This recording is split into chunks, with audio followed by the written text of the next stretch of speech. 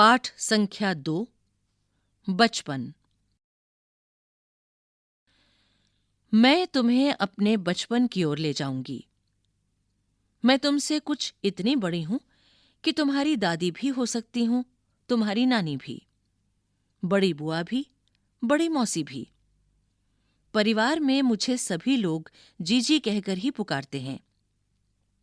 हाँ, मैं इन दिनों कुछ बड़ा बड़ा यानी उम्र में सयाना महसूस करने लगी हूं। शायद इसलिए कि पिछली शताब्दी में पैदा हुई थी। मेरे पहनने ओढ़ने में भी काफी बदलाव आए हैं। पहले मैं रंग बिरंगे कपड़े पहनती रही हूं, नीला, जामुनी, ग्रे, काला, चॉकलेटी। अब मन कुछ ऐसा करता है कि सफेद पहनो, गहरे नहीं, हल्के रंग। मैंने पिछले दशकों में तरह तरह की पोशाकें पहनी हैं। पहले फ्रॉक, फिर निकर वॉकर, स्कर्ट, लहंगे, गरारे और अब चूड़ीदार और घेरदार कुर्ते। बचपन के कुछ फ्रॉक तो मुझे अब तक याद हैं। हल्की नीली और पीली धारी वाली फ्रॉक, गोल कॉलर और बाजू पर भी गोल कफ, एक हल्के गुलाबी रंग का बारीक चुन्नटों वाला घेरदार फ्रॉक, नीचे गुलाबी रंग की फ्रिल। उन दिनों फ्रॉक के ऊपर की जेब में रुमाल और बालों में इतराते रंग बिरंगे रिबन का चलन था। लेमन कलर का बड़े प्लेटों वाला गर्म फ्रॉक जिसके नीचे फर टंकी थी। 2 ट्यूनिक भी याद हैं, एक चॉकलेट रंग का और अंदर की कोटी प्याजी, दूसरा ग्रे और उसके साथ सफेद कोटी। पृष्ठ संख्या 6। मुझे अपने मोजे और स्टॉकिंग भी याद हैं। बचपन में हमें अपने मोजे खुद धोने पड़ते थे। वो नौकर या नौकरानी को नहीं दिए जा सकते थे, इसकी सख्त मनाही थी। हम बच्चे इतवार की सुबह इसी में लगाते। धो लेने के बाद अपने अपने जूते पॉलिश करके चमकाते। जब जूते कपड़े या ब्रश से रगड़ते तो पॉलिश की चमक उभरने लगती। सरवर, मुझे आज भी बूट पॉलिश करना अच्छा लगता है। हालांकि अब नई नई किस्म के शू आ चुके हैं। कहना होगा कि ये पहले से कहीं ज्यादा आरामदेह हैं। हमें जब नए जूते मिलते, उसके साथ ही छालों का इलाज शुरू हो जाता। जब कभी लंबी सैर पर निकलते, अपने पास रुई जरूर रखते। जूता लगा तो रुई मोजे के अंदर। हाँ, हमारे तुम्हारे बचपन में तो बहुत फर्क हो चुका है। हर शनीचर को हमें ऑलिव ऑयल या कैस्टर ऑयल पीना पड़ता। ये एक मुश्किल काम था। शनीचर को सुबह से ही नाक में इसकी गंध आने लगती। छोटे शीशे के गिलास, जिन पर ठीक खुराक के लिए निशान पड़े रहते, उन्हें देखते ही मितली होने लगती। मुझे आज भी लगता है कि अगर हम न भी पीते वो शनिवारी दवा तो कुछ ज्यादा बिगड़ने वाला नहीं था। सेहत ठीक ही रहती। तुम्हें बताऊंगी कि हमारे समय और तुम्हारे समय में कितनी दूरी हो चुकी है। यहां तक कि बचपन की दिलचस्पियां भी बदल गई हैं। पृष्ठ संख्या 7। याद रहे, उन दिनों कुछ घरों में ग्रामोफोन थे, रेडियो और टेलीविजन नहीं थे। हमारे बचपन की कुल्फी आइसक्रीम हो गई है। कचौड़ी, समोसा पैटीज में बदल गया है। शहतूत और फालसे और खसखस के शरबत कोक पेप्सी में। उन दिनों कोक नहीं, लेमनेड, विम्टो मिलती थी। शिमला और नई दिल्ली में बड़े हुए बच्चों को वेंगर्स और डेविको रेस्तरां की चॉकलेट और पेस्ट्री मजा देने वाली होती। हम भाई बहनों की ड्यूटी लगती शिमला मॉल से ब्राउन ब्रेड लाने की। हमारा घर मॉल से ज्यादा दूर नहीं था। एक छोटी सी चढ़ाई और गिरिजा मैदान पहुंच जाते। वहां से एक उतराई उतरते और मॉल पर। कन्फेक्शनरी काउंटर पर तरह तरह की पेस्ट्री और चॉकलेट की खुशबू मन भावनी। हमें हफ्ते में एक बार चॉकलेट खरीदने की छूट थी। सबसे ज्यादा मेरे पास ही चॉकलेट टॉफी का स्टॉक रहता।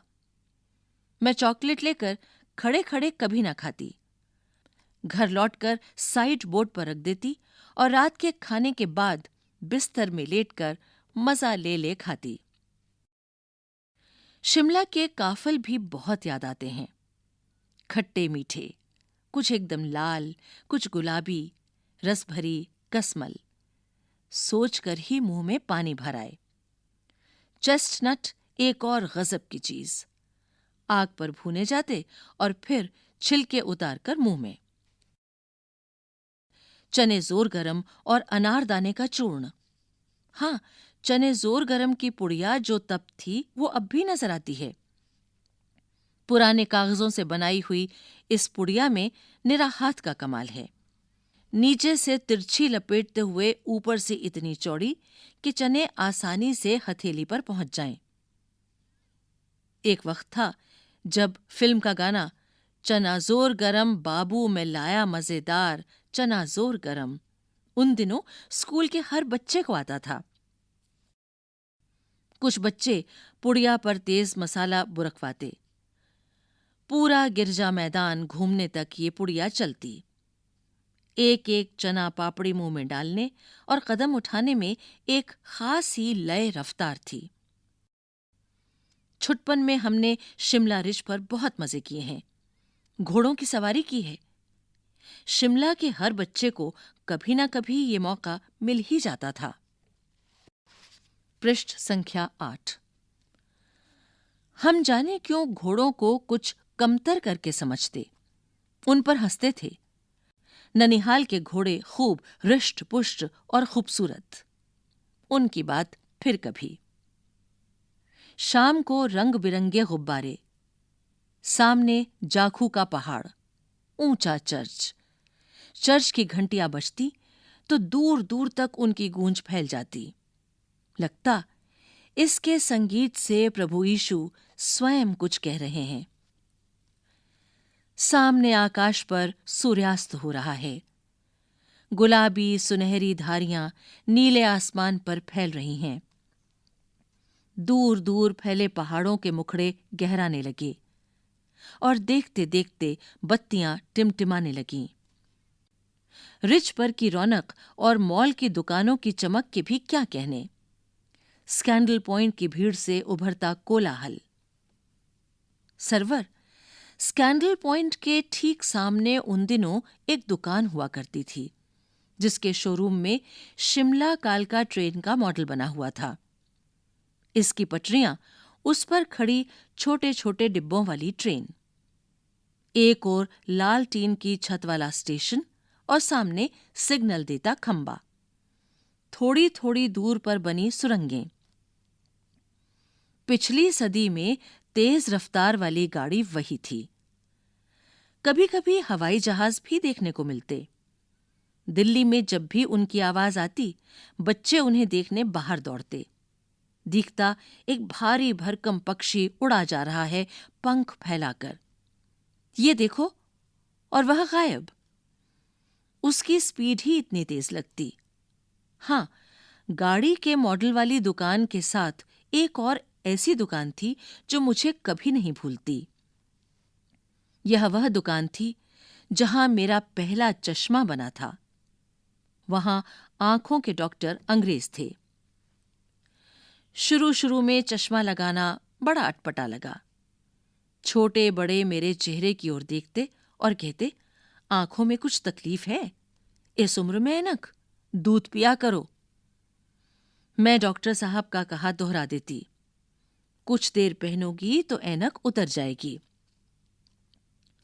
वैसे डॉक्टर साहब ने पूरा आश्वासन दिया था, लेकिन चश्मा तो अब तक नहीं उतरा।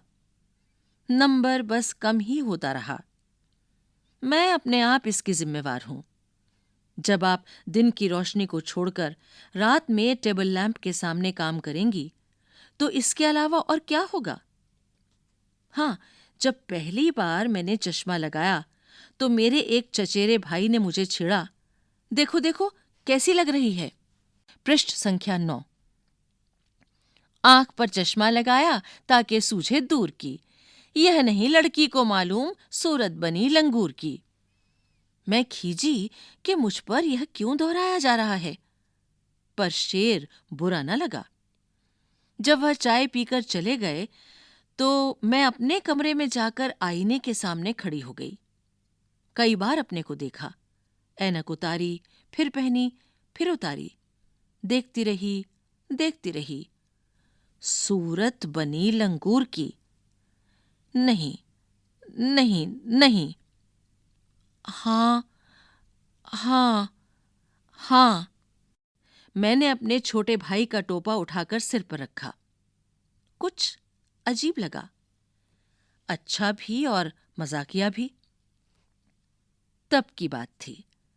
अब तो चेहरे के साथ घुल मिल गया है चश्मा।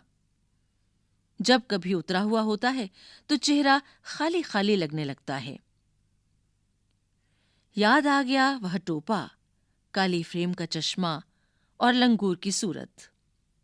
हाँ, इन दिनों शिमला में मैं सिर पर टोपी लगाना पसंद करती हूँ। मैंने कई रंगों की जमा कर ली हैं।